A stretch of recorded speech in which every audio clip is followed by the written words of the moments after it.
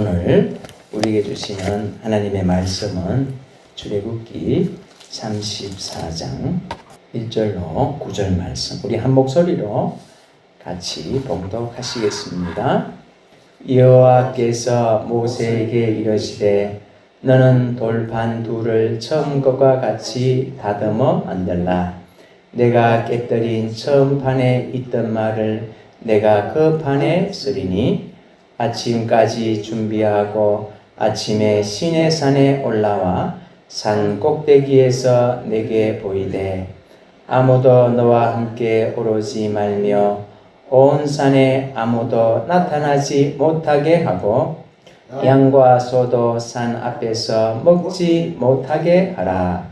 모세가 돌판 둘을 처음 것과 같이 깎아 만들고 아침에 일찍이 일어나 그 두 돌판을 손에 들고 여호와의 명령대로 시내산에 올라가니 여호와께서 구름 가운데 강림하사 그와 함께 거기 있어서 여호와의 이름을 선포하실세 여호와께서 그의 앞으로 지나시며 선포하시되 여호와라 여호와라 자비롭고 은혜롭고 노하기를 더디하고 인자와 진실이 많은 하나님이라.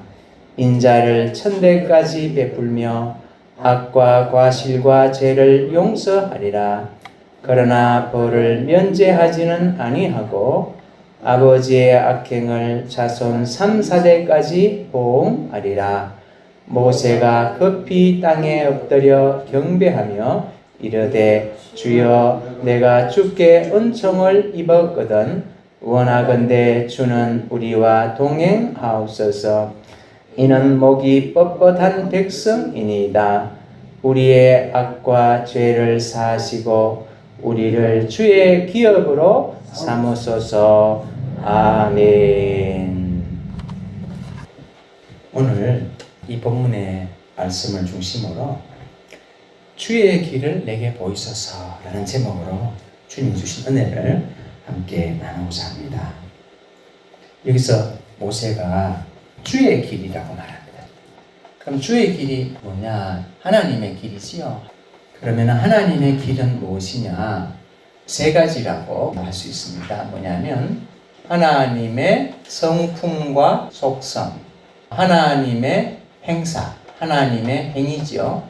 그 다음 하나님의 뜻, 하나님의 백성을 향한 뜻이지요. 그래서 이것을 하나님의 길이라고 할 수 있습니다. 그런데 이것을 다른 말로 동의어가 있어요. 그게 뭐냐면 하나님의 이름. 모세가 이거를 좀 보여주세요 요청을 하고 있는데 아시는 대로 하나님과 이스라엘 사이에 언약을 체결했죠. 시내산 언약이죠. 언약의 핵심 내용이 하나님은 이스라엘 백성을 백성으로 삼으시고 그 다음에 이스라엘 백성은 여호와 하나님을 뭐로 삼겠다? 자기들의 유일 신으로 섬기겠다. 이것이 바로 언약의 핵심이죠. 이 핵심을 담고 있는 것이 있었죠. 그게 뭡니까? 두 돌판. 다시 말해서 뭐라고 합니까? 이것을 십계명이라 하죠. 24장에서 이것을 체결을 하거든요. 그랬는데 오늘 우리가 읽었던 이 33장부터 어떤 일이 발생하냐면은 모세가 이 돌판을 받기 위해서 40일을 시내산에 올라갑니다. 그래서 40일 동안 부재하게 되죠. 그때에 이스라엘 백성들이 우리를 인도할 신을 만들어 달라. 신을 요청하게 되는 거죠. 그래서 아론이 사람들의 금 귀고리를 가지고 만든 것이 뭐다? 송아지. 요걸 만들어서 제사를 지내고 그 다음에 그 앞에서 뛰놀면서 축제를 벌여버렸어요. 모세가 두 돌판을 가지고 내려오는데 기가 막힌 거예요. 왜냐하면 이 돌판 내용이 뭐냐면 여호와 하나님만 뭐로 섬기겠다? 유일신으로 섬기겠다는데 지금 내려오니까 이미 다른 금송아지를 섬기고 있는 거예요 지금. 그래서 이 돌판을 어떻게 합니까? 깨뜨려 버리죠. 다시 말하면 그냥 깨진 거예요. 왜냐하면 첫 번째, 두 번째 계명이 다 깨져 버렸잖아요. 그래서 모세가 하나님께 두 가지를 요구를 합니다. 33장 13절의 내용입니다. 자, 13절. 내가 참으로 주의 목전에 은총을 이었사오면 원하건대 주의 길을 내게 보이사 내게 주를 알리시고 나로 주의 목전에 은총을 있게 하시며 이 족속을 주의 백성으로 여기소서. 두 가지예요. 첫째는 뭐냐면 하나님을 우리에게 보여서 알려달라는 거예요. 그 다음 두 번째 요청은 뭡니까? 이 하나님과의 언약관계에 깨어져 버려서 하나님과의 깨어진 언약관계를 어떻게 하나? 회복시켜달라는 거예요. 요게 모세의 두 가지 요청이었어요. 하나님께서 모세의 요청을 들어주셔서 두 번째 요청에 대해서는 이렇게 답변을 하세요. 자, 13장 14절. 여호와께서 이르시되 내가 친히 가리라 내가 너를 쉬게 하리라. 그래, 네가 요구한 대로 할게. 그 다음에 요거에 대해서도 응답을 해주세요. 모세에게 뭐라고 말씀하시냐면은 19절 한번 보실래요? 여호와께서 이르시되 내가 내 모든 선한 것을 내 앞으로 지나가게 하고 여호와의 이름을 내 앞에 선포하리라. 여기서 하나님께서 하나님의 이름을 선포하겠다는 것이죠.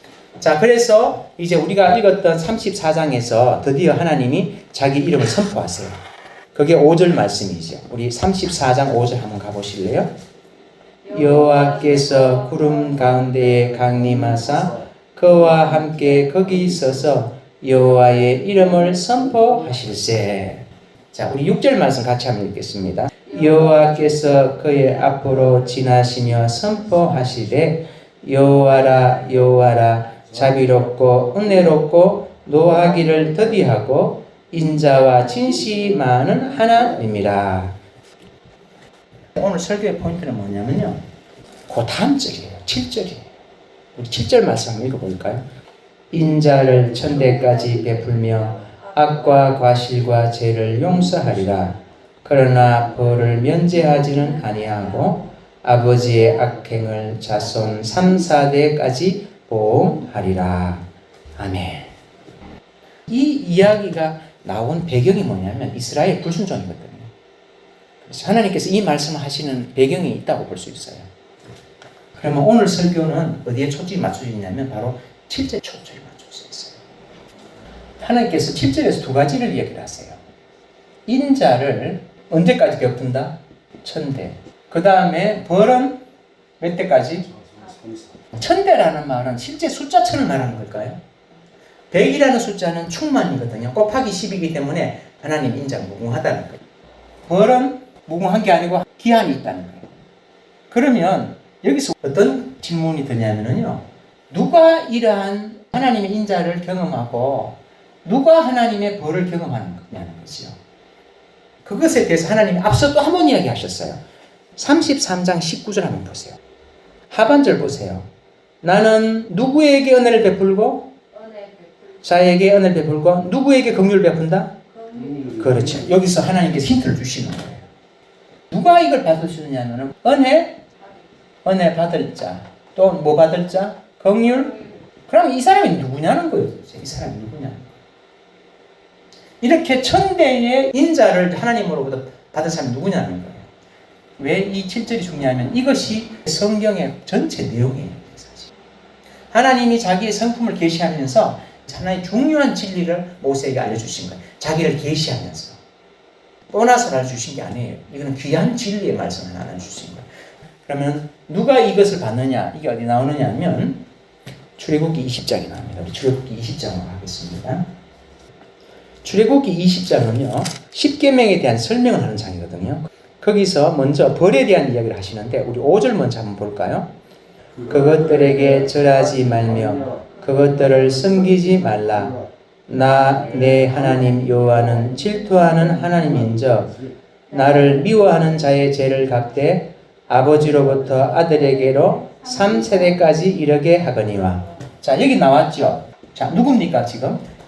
4절과 5절이 10계명 중에 몇 계명에 대한 설명일까요? 10계명 중에서. 그러니까 몇 번째예요? 여기 우상 만들지 말라고 하는 두 번째 계명. 다시 말하면 이 사람은 뭐 하는 사람이다? 우상 숭배자. 이 우상 숭배자를 하나님은 뭐라고 하셔요? 하나님을 미워하는 자. 예. 이렇게 되면은 하나님의 뭘 일으킨다? 하나님의 질투를 붉힌다. 예. 그러면 이건 어디 있느냐? 6절 말씀. 나를 사랑하고 내 계명을 지키는 자에게는 천대까지 은혜를 베푸느니라. 뭐 하고 뭐 하는 자? 사랑하고 계명을 지키는 자. 예, 사랑하고 계명 지키는 것. 근데 제가 뭘 발견했냐면요. 계명을 지키는 앞에 뭐가 들어간다? 사랑이 들어가요. 사랑. 부모가 자식을 양육하는 수고와 헌신을 할 때 뭐 때문에 합니까? 사랑 때문에 하잖아요. 하나님을 계명을 지키는데도 뭐가 필요하다? 사랑이 필요한 거예요. 누구에 대한 사랑? 그렇죠. 하나님에 대한 사랑이 없으면요 기복 종교가 되죠. 그러면은 우리가 하나님에 대한 사랑이 뭐가 있어서 하나님의 말씀을 지킬 수 있을까요? 이거는 우리 속에 있는 것이 아니고요. 이거는 하나님이 우리에게 주신 사랑에 대한 깨달음과 반응이에요. 이거는 우리 속에 있는 것이 아니라 하나님의 사랑에 대한 깨달음과 반응. 자식들이 철이 들면은 잔소리를 그렇게 해도 말을 안 듣다가 어느 날 보니까 설거지를 해놓네. 어느 날 불평과 원망을 안 하네. 뭐가 들었다? 철이 드는 것이요. 철이 들었다는 건 부모의 헌신과 수고에 대해서 뭐 한다? 깨달은 거. 남자들은 어디 갔다 오면 철이 든다? 집사님은 군에 갔다 오셔서 잘 대답하시고. 그래서 예수님이 뭐라고 하셨냐면 요한복음 3장 16절에 하나님이 세상을 이처럼 사랑하사.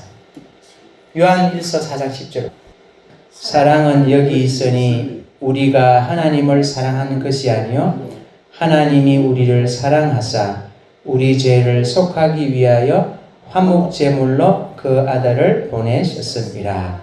우리에게 사랑이 있다? 아니지. 누구에게 사랑이 있다? 하나님의 사랑. 한 가지만 더 넘어가겠습니다. 그러면 구약과 신약으로 나눠볼까요? 자, 신약에는 이 사랑을 몸소 와서 실천한 분이 누굽니까? 예수님이잖아요. 이분이 태어나신 날을 뭐라고 부릅니까? 크리스마스. 이분이 돌아가신 날은 고난, 그 다음에 부활하신 날. 하나님의 보이지 않는 사랑이 누굴 통해서 우리 눈으로 다 보게 되었다? 그렇죠.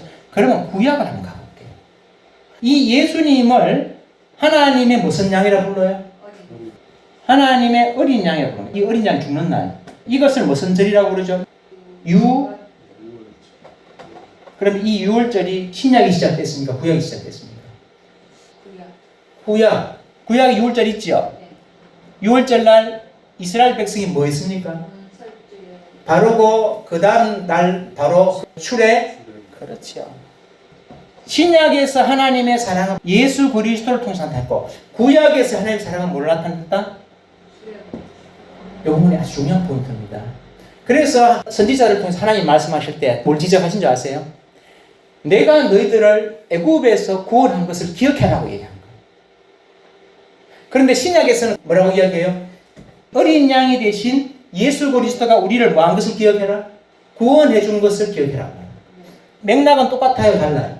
같은 겁니다. 그래서 선지서를 보면은 선지자들이 공통으로 하는 말이 있어요. 출애굽 때를 기억하라고 말해요. 왜? 하나님께서 노예 상태로 있던 이스라엘 백성을 10가지 재앙을 통해서 어떻게 했다? 그것이 보통 은혜라는 거예요. 이게 영적으로는 신약이 뭐냐면 예수님을 얘기하는 거예요. 이해되시죠? 그래서 무슨 구약의 사랑이라는 말을 하시 바로 이걸 말하는 거예요. 이해되시죠? 사랑이 없으면 계명을 못 지켜요. 주일날 이 시간에 여기에 우리가 나온 것은 가장 큰 동기가 뭡니까? 하나님 사랑하는 거. 사랑이라는 말을 굳이 안 쓰더라도 우리 마음속에는 하나님에 대한 사랑이 숨쉬고 있는 거라. 하나님 바라보고 나오는 거예요. 지금 이 사랑이에요. 사랑. 그래서 하나님께서 당신의 입으로 사랑을 얘기하는 거라. 사랑 없으면 안 된다는 거야. 중생하지 않은 자식은 하나님을 사랑할 수 있다 없다? 사랑 못해요. 중생한 자식만 사랑하는 거라. 그런데 그 자식이 아버지와 엄마의 사랑을 깨닫는 데는 시간이 필요해요, 안 필요해요? 철드는 데 시간이 필요한 거예요. 저 같은 경우는 시간이 많이 걸릴 거예요. 그러나 그 안에 사랑의 신은 있는 거예요. 그게 결정적인 차이예요. 단지 아직 철이 안 들어서 행동을 그렇게 하는 거지. 그러면 제가 지금 뭘 이야기를 할 거냐? 한 가지 놀라운 사실이 있어요. 그게 뭐냐면 참 인간이라는 게 여기에만 참 머물러 있으면 너무 좋죠. 그런데 성경은 우리에게 뭘 이야기를 해주냐면요. 여기에 있다가 어디로 넘어가? 여기로 넘어간 사람들이 존재한다는 것을 얘기를 해줘요. 그리고 신약 성경에도 너희들이 여기에 머물러라. 여기에 머물러고 절대로 어디 가면 안 된다. 일로 가면 안 된다고 얘기하는 거예요. 그래서 모든 성경은 하나님의 감동으로 된 것으로 교훈과 책망과 바르게 함과 의로 교육하기 유익하니 하나님의 사람으로 온전하게 하며 모든 선한 일을 행할 능력을 갖추게 하려 합니다. 왜 하나님께서 이스라엘 백성에게 두 가지를 이 얘기를 지금 하고 계시냐는 거예요. 그리고 이스라엘이 범죄한 그 맥락 속에서 그것은 뭐냐면은 여기에 머물러라는 거예요. 여기에. 그런데 성경을 찾아보면 여기에 다 머무르진 않더라는 거예요. 이렇게 가는 사람이고 거꾸로 이렇게 오는 사람도 있어요. 그리고 왔다 갔다 하는 사람도 있어요. 그런데 우리는 하나님의 은혜와 긍휼을 경험한 자로서 하나님의 인자함을 계속 받도록 이 하나님의 인자에 머물러 있어야 되는 줄 믿습니다. 아멘. 로마서 한번 찾아볼까요? 로마서 11장 22절을 한번 보십시오. 그러므로 하나님의 인자하심과 준엄하심을 보라. 넘어지는 자들에게는 준엄하심이 있으니 너희가 만일 하나님의 인자하심에 머물러 있으면 그 인자가 너희에게 있으리라. 그렇지 않으면 너도 찍히는 바 되리라. 너도 찍히는 바 되리라. 세 가지 예를 간단하게 들고 말씀을 마무리할까 합니다. 제가 왜 이 설교를 오늘 하게 됐냐면요. 며칠 전에 잠을 자다가 하나님께서 이 깨달음을 주셨다고 저는 그렇게 생각을 해요. 뭐냐면 이게 자동으로 되는 게 아니라 여기에 있도록 애쓰고 힘쓰라는 거예요. 그래서 제가 그 전시를 번쩍 찾았어요.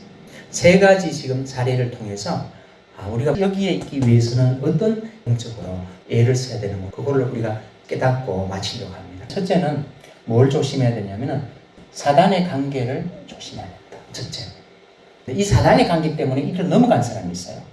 완전히 하나님의 인자 속에서 잠겨 살다가 여기로 넘어간 사람이 있는데 누구냐면 아담과 하와예요.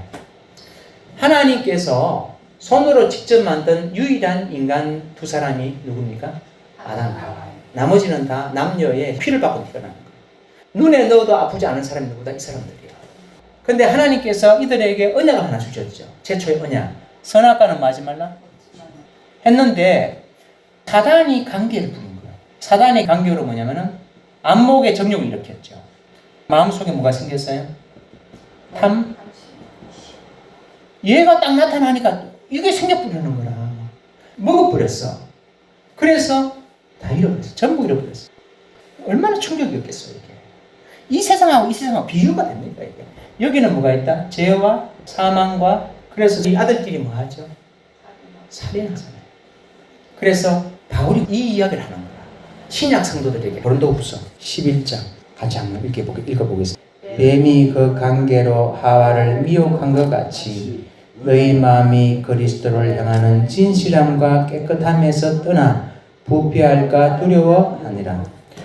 바울이 뭐라고 하냐면 지금 고린도 성도들에게 말하는 거예요. 너희들이 항상 여기 머무를 것이라고 이야기해요. 너희들도 뭐 할 것이다? 부패할 수 있다는 거예요. 그것이 누구에게 일어난 일이다? 아담 하에게 일어난 일이라는 거예요. 가능성을 얘기하는 거예요. 그래서 경고를 하는 거죠. 자, 첫 번째는 사단의 관계죠. 자, 두 번째는 뭐냐면 돈을 사랑하는 거예요. 이 돈의 위력이 얼마나 큰지를 보여주는 사람이 있어요. 이 사람이 누구냐면요. 발람 선지자예요. 발람 선지자가 이방인 용한 점쟁이 아니야. 절대 그렇지 않습니다. 얼마나 대단한 사람이냐면 민수기 24장 4절 한번 볼까요? 하나님의 말씀을 듣는 자, 전능자의 환상을 보는 자, 엎드려서 눈을 뜬 자가 말하기를. 자, 이 사람이 뭐 하는 사람? 영적인 귀가 열린 사람이에요. 그 다음에 두 번째 뭐 한다? 환상을. 셋째는 눈을 뜬 자. 다 보인다는 거예요. 영안이 열려가지고. 이 사람 대단한 사람이에요. 이 사람이 복을 빌면 다 복을 받고 이 사람이 저주하면 다 저주를 받아. 22장 6절. 우리보다 강하니 청하건대 와서 나를 위하여 이 백성을 저주하라. 내가 혹 그들을 쳐서 이겨 이 땅에서 몰아내리라. 그대가 복을 비는 자는 복을 받고 저주하는 자는 저주를 받을 줄을 내가 압니다. 이 모압 왕 발락이 이 사람이 축복하면 축복받고 저주하면 적복하는 걸 아는 거예요. 이 발람이라는 선지자가 대단한 사람이에요. 그런데 누가 찾아왔냐면은 자신들이 찾아와서 뭐라고 하냐면은 이스라엘 백성을 뭐에 돌라? 저주에 돌라는 거예요. 발람이 하나님께 물어봐요. 발락 왕이 와서 저주에 돌라 하는데 어떻게 할까요? 이렇게 하니까 하나님께서 22장 12절 하나님이 발람에게 이르시되 너는 그들과 함께 가지도 말고 그 백성을 저주하지도 말라. 그들은 복을 받은 자들이니라. 하나님은 미래를 아시고 전지전능하신 분이기 때문에 왔다 갔다 하신다 안 한다? 하나님은 사람이 아니시니 거짓말을 하지 않으시고 인생이 아니시니 후회가 없으시도다.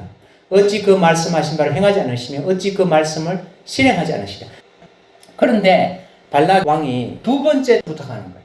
그때는 뭐라고 하냐면은 당신이 원하는 것, 명예를 다 주고 당신이 말만 하면 다 우리가 행하겠다. 모든 권세를 다 주겠다. 이렇게 말하는 거예요.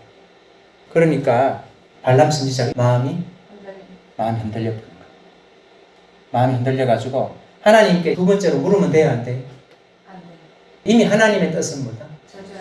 하나님의 뜻은 이미 다 나타났어. 그런데 사람들을 따라가는 거예요.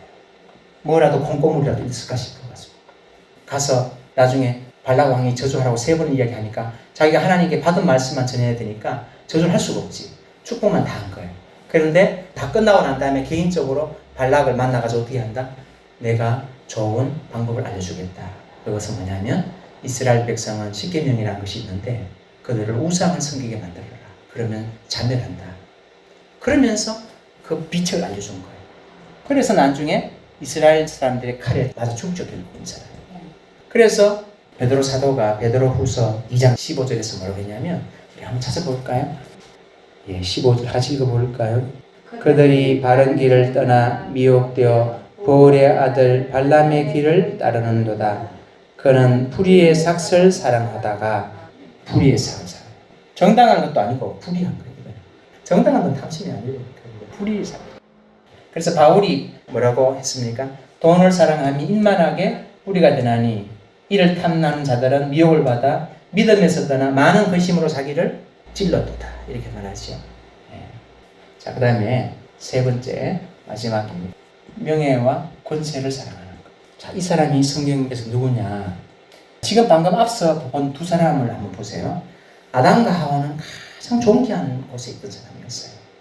그리고 발람은 정말 대단한 선지자였어요. 그 다음에 세 번째 나오는 이 사람도 누구냐면 사울 왕이에요. 사울 왕이 이스라엘의 무슨 왕이죠? 이 사람이 왕 되기 전에는 어떤 사람이었어요? 겸손한 사람이었어요. 이 사람. 사무엘상 15장 17절 말씀 읽어볼까요? 같이 시작.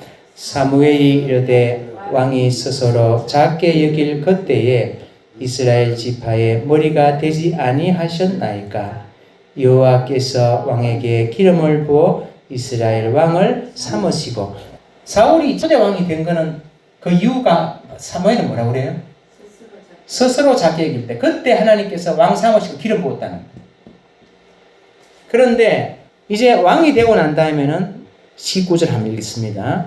19절 시작. 어찌하여 왕이 여호와의 목소리를 청종하지 아니하고 탈취하기에만 급하여 여호와께서 악하게 여기시는 일을 행하였나이까. 왕이 되고 난 다음에는 말을 듣는다 안 듣는다? 안 듣는 거예요. 하나님의 말씀을 안 듣는 거예요. 겸허하게 거역하는 거예요. 아말렉을 다 진멸하라 하니까 좋은 가족들은 살려두고 나쁜 허접한 것만 다 죽인 거예요. 그래가 하나님께 제사 드리려고 했다고 하니까 나중에 사무엘이 지적을 하니까 사울이 뭐라고 하냐면은 그래도 저 사람들이 지금 보고 있으니까 나랑 같이 돌아가서 하나님께 제사를 좀 드립시다 이러는 거야. 지금 하나님이 너를 버렸었다 이렇게 말하는데도 가서 제사를 드리자는 거야. 사무엘이 안 가려고 하니까 옷이 찢어진 거야. 사울 왕이 그 옷자락을 붙들고 있었는 거야. 그래서 결국은 사무엘이 가서 제사를 드려요. 그러면 이제 정리하고 마치도록 하겠습니다. 자, 이 세 사람의 공통점이 뭐냐면 첫째는 하나님의 인자가 아주 풍부한 자리에 있었어요. 그 다음 두 번째 특징이 뭐냐면 이 사람들 각각에게 하나님은 뭘 줬다? 회개의 기회를 주셨어요. 아담과 하와에게는 하나님께서 너가 왜 이렇게 했느냐 물으셨잖아요. 그러니까 다 누구 탓을 합니까? 사람 탓하고 환경 탓해요. 제가 이 설교를 준비하면서 저 자신의 모습을 보면서 참 하나님 앞에 얼마나 죄송스럽고 부끄러운지 사람 탓하고 환경 탓하고 있는 거죠. 그 다음에 두 번째 누구였죠? 발람이었죠. 발람에게도 하나님께 기회를 주셨어요. 이제 가는데 나귀가 자기 사람처럼 뭘 하더라? 말을 하고 천사가 칼을 들고 나타났잖아요. 그러면서 하는 말이 너가 지금 사악한 길을 걸어가고 있다. 바른 길에서 떠났어. 이렇게 말했는데도 결국은 어떻게? 발락에게 비책을 말해주는 거예요. 이스라엘 백성들 진멸할 수 있는 좋은 비책이 있다.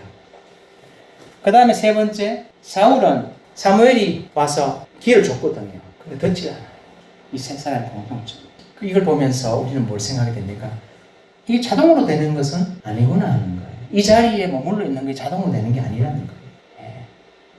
이것을 제 자신을 봐도 맞는 것 같아요. 제가 새벽에 잠을 자다가 일어났다고 했잖아요.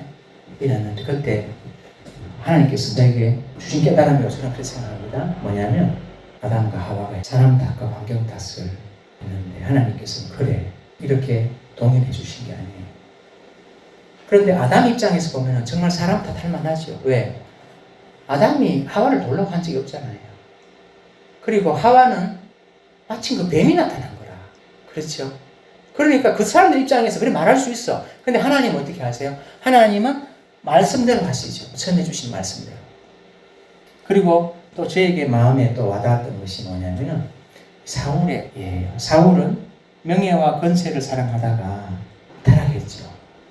그래서 바울은 이렇게 말합니다. 고린도전서 10장 11절. 11절은 무슨 내용이냐면 구약에 일어났던 일이 신약 성도에게 어떤 의미가 있느냐를 말하고 있습니다. 11절 같이 시작.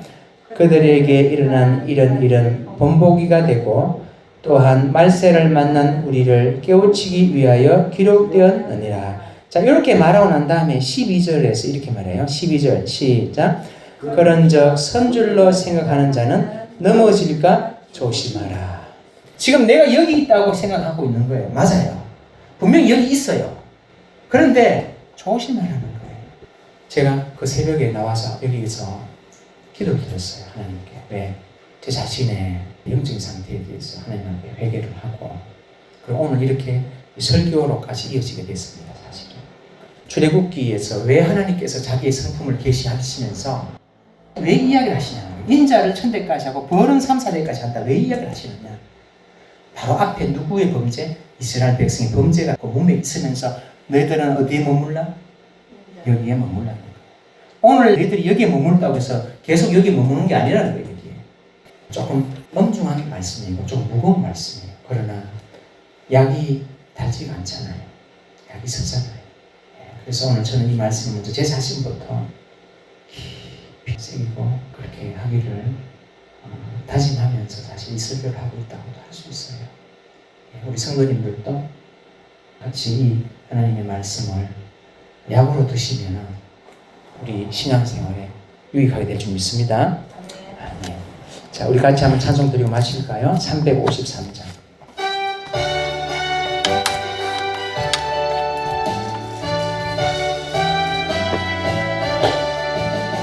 십자가 군병되어서 예수를 따를 때 무서워하는 마음으로 주 모른 채 할까. 나의 주 그리스도 나를 속량했으니 나 십자가를 벗은 후 저 멸류관쓰리 무성도 피를 흘리며 건사움하는데 나 어찌 편히 누워서 상 받기 바랄까. 나의 주 그리스도 나를 속량했으니 나 십자가를 벗은 후 저 멸류관쓰리 이 죄악 많은 세상에 수많은 원수들 날 유혹하고 해치나 내 주만 따르리. 나의 주 그리스도 나를 속량했으니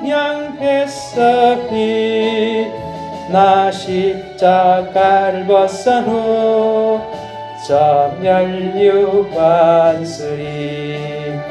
나 멸류관을 서려고 몸 바쳐 싸울 때 주 내게 용기 주시사 이기게 하시네. 나의 주 그리스도 나를 속량했으니 나 십자가를 벗은 후 정열유관 쓰리. 승리의 끝날 이르러 십자가 군병들 개가를 불러 영광을 주님께 돌리리. 나의 주 그리스도 나를 속량했으니 나 십자가를 벗은 후 저 멸류관 쓰리. 지금은 죄와 죽음에서 우리를 구원하시는 예수 그리스도의 은혜와 독생자 예수 그리스도를 보내시기까지 우리를 사랑하신 하나님의 크고 무한한 사랑과 광야 인생길 가운데 때로는 지치고 피곤한 저희들을 주일에 교회에 불러서 말씀을 통해서 하나님의 인자함에 머물고 늘 깨어 승리하는 삶을 통해서 복된 삶을 살아가도록 오늘도 교훈하시는 성령의 감화와 감동하심과 교통하심이 오늘 이 말씀 앞에 겸손히 아멘으로 하다하며 연약하지만 부족하지만 그렇게 살아보기로 하지만은 하나님의 사랑하는 아들 딸 머리 위에 이제부터 영원히 함께 하심을 간절히 축원드리옵나이다.